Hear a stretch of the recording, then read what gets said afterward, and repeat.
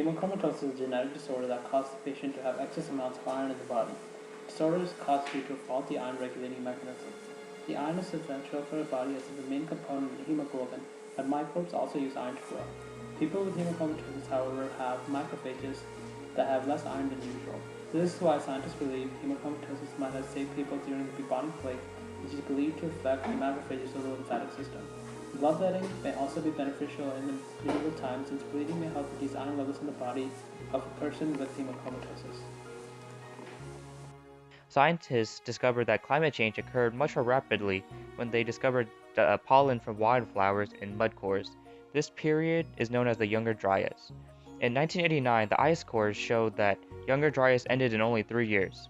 Different organisms like frozen grapes and wood frogs have adapted to the cold by increasing their sugar concentration in their fluids to increase their chances of survival in the winter.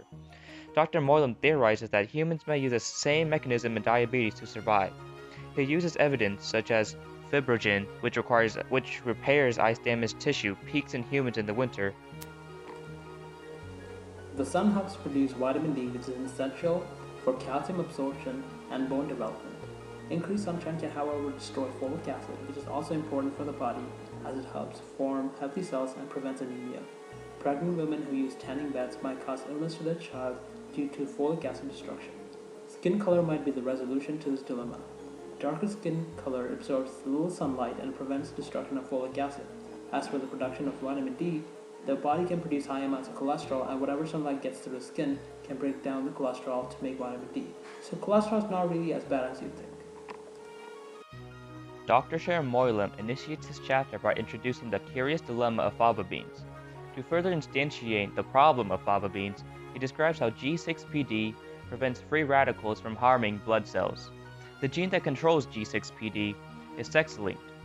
This means that males are more likely to inherit any disorder related to the gene. Fava beans increase free radicals in blood, and a person with favism, a G6PD deficiency, gets fatally ill by eating them. However, favism is still in the gene pool because of its advantageous effects from malaria. The parasite causing malaria prefers blood cells with properly working G6PD.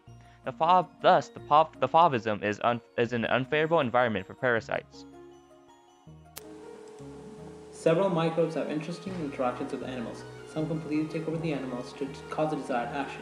T. gondii, for example, make mice attracted to cats, serving as an easy prey. The parasite then gets into the cat's body where it can reproduce and pass on its genes. Humans who come into contact with cat litter can actually get the parasite in them. T. gondii is believed to cause schizophrenia, and hence the crazy cat lady stories that you hear might actually be true. Microbes evolved to keep up with the evolution of humans, and humans evolved to keep up with the microbes. Dr. Jenner introduced cowpox to individuals, which acted as a vaccine for smallpox. After that, Dr. Moylan describes that many scientists believe that 97% of our DNA is junk DNA. In addition, jumping genes can move different sequences of DNA to other locations. Then Dr. Moylan describes an E. coli study in which E. coli had an increased number of mutations when E. coli was surrounded by lactose. Since E. coli normally cannot digest lactose, E. coli increased its number of mutations to try to overcome the lactose intolerance. Then Dr. Moylan connects junk DNA to the jumping genes. In fact, he states that as much as half of our non-coding DNA is made up of jumping genes. Epigenetics explains how different traits are expressed with the same DNA. DNA methylation can silence some genes and cause some other traits to be expressed with the same genetic material. The research on agouti mice explains epigenetics and how skinny brown mice may be born from fat yellow mothers. Epigenetics also explains why eating junk food during pregnancy can cause obesity to the child.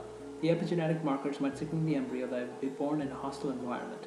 The child is thus born thin and is more likely to be obese in his teens due to the excess of food. Dr. Moylan describes how the Hayflick limit limits the lifespan of cells because cells lose a little bit of DNA every time cells undergo mitosis. Therefore, cells have telomeres to protect valuable DNA. The Hayflick limit exists to prevent cancer. However, cancerous cells utilize telomerase to lengthen telomeres at the ends of chromosomes, which allows cancer cells to expand their expiration dates. Furthermore, Dr. Moylan describes a few exceptions to the Hayflick limit: stem cells. Stem cells also have telomerases, so they can replicate indefinitely.